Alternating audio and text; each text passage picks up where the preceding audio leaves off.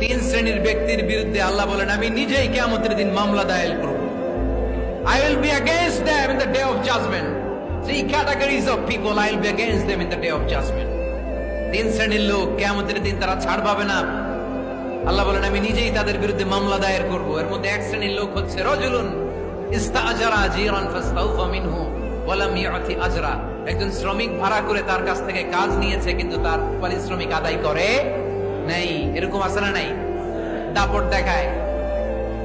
দেখায় ইউনিভার্সিটির ক্যান্টিন গুলোতে। ইউনিভার্সিটির ক্যান্টিনে যে খায় মাগার বিল দেয় না, এরকম টাকায় দাসরা নাই। চায়ের দোকানে চা খায় আগে পরে দিমু, বিল দেয় না, আসরা নাই। দোকানে যে পণ্য কিনে বিল দেয় না, পরে দিমু, আসরা নাই। কিয়ামতের দিন আল্লাহ তোরে মাস্তানি ছুটাবে, চিল্লা এখন ঠিক কিনা?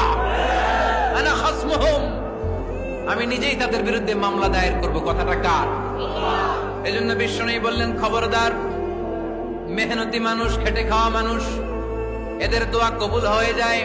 আতুল আজিরা আজরাহু ক্বাবলা আন ইয়াজিফা আরাকুহু। খবরদার, বিশ্বনবী বললেন শ্রমিকের ঘাম শুকিয়ে যাওয়ার আগে তাদের পারিশ্রমিক মিটিয়ে দাও।